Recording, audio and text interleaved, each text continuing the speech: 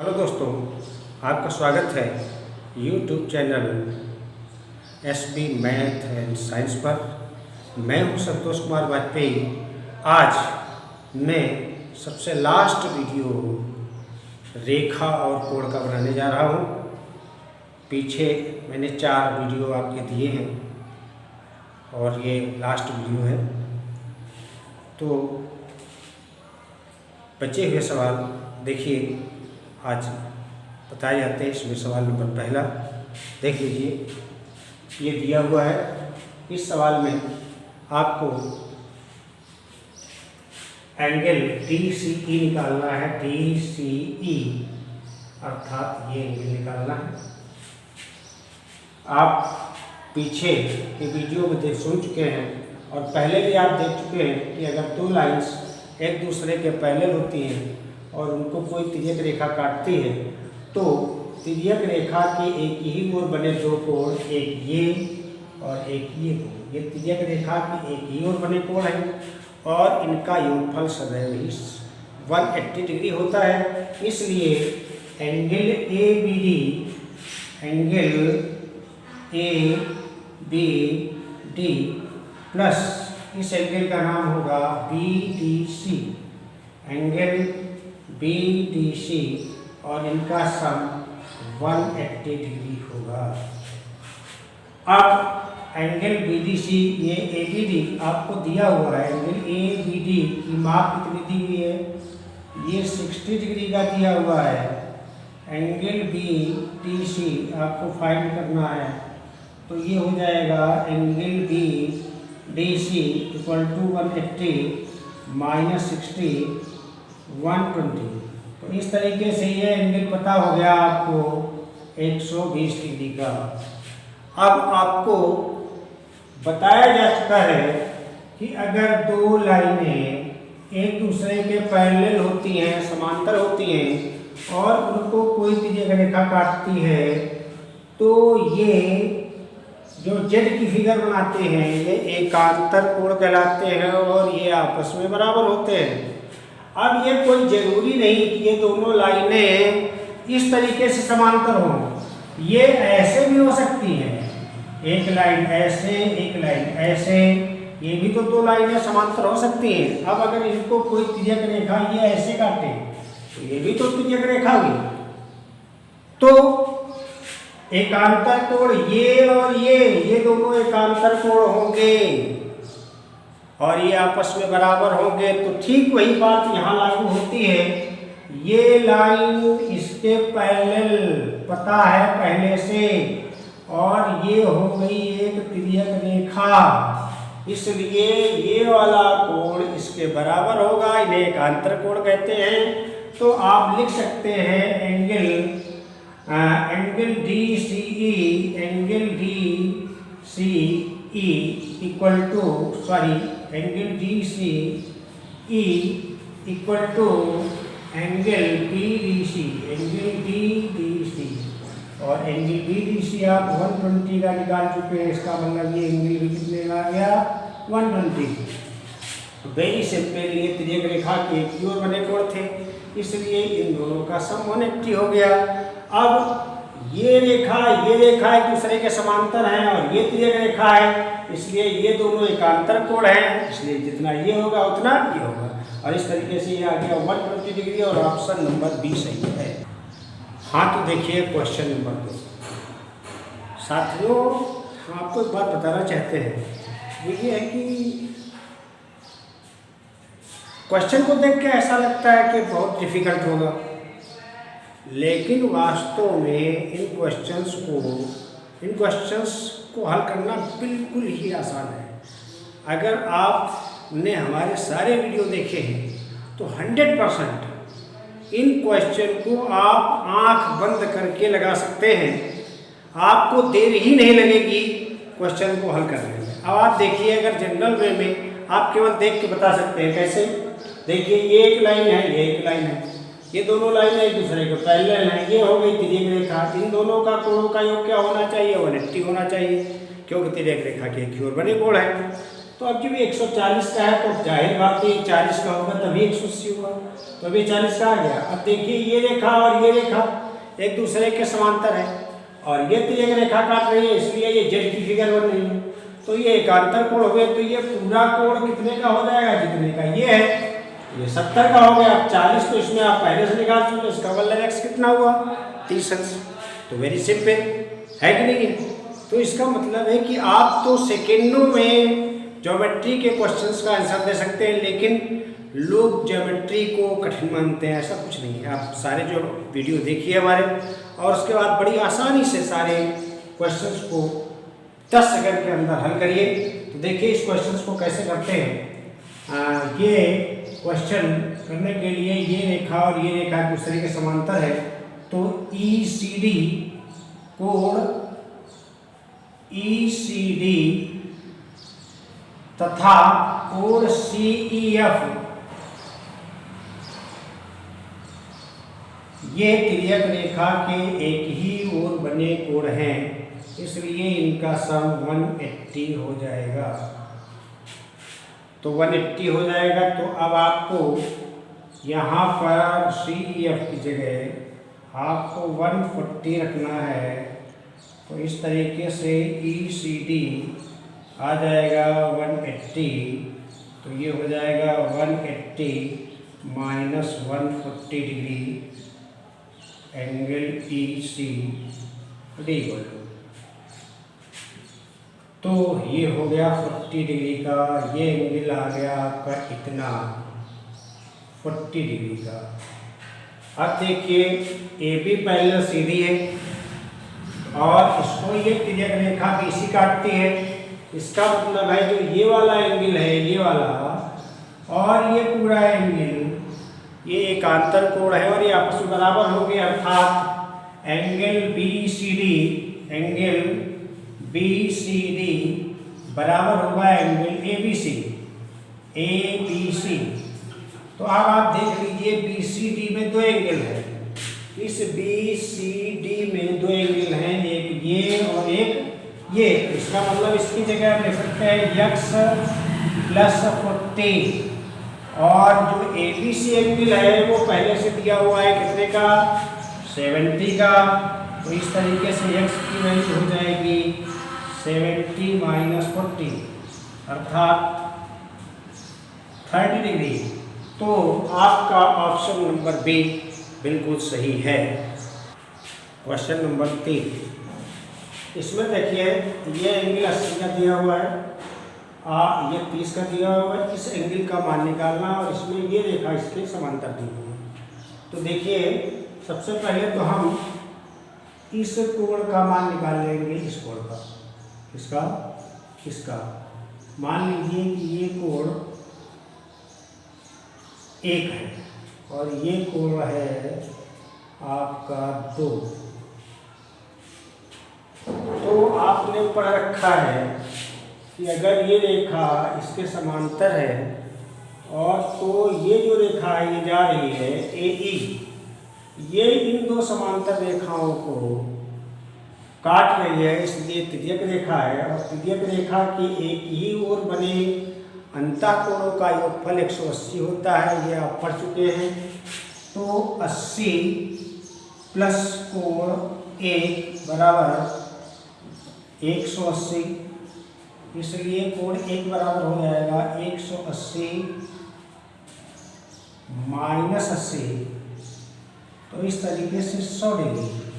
तो ये जो कोण 1 है ये 100 डिग्री का आ गया, ये वाला कोण 100 डिग्री का, ये वाला कोण आ गया ये वाला।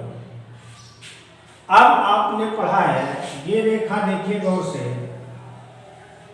और एक ये रेखा है, ये दोनों रेखाएं एक दूसरे को बिंदु C पर काट रही है, इसलिए ये दोनों कोण शीर्षाभिमुख कोण हैं, जिनको अंग्रेजी में वर्टिकली अपोजिट एंगल कहते हैं, और ये आपस में बराबर होते हैं। इसका मतलब हुआ एंगल 2 जो होगा वो एंगल 1 के बराबर होगा। और एंगल 1 है कितने का? एंगल 1 है 100 डिग्री का। इसका मतलब एंगल 2 कितने का आ गया? 100 डिग्री का आ गया। ये एंगल हो गया 100 डिग्री का। अब आपको अभी चल तो त्रिभुज नहीं रहा था, लेकिन आपको बताना पड़ेगा किसी भी त्रिभुज के तीनों अंतःकोण ये होते हैं, इनका योगफल 180 होता है।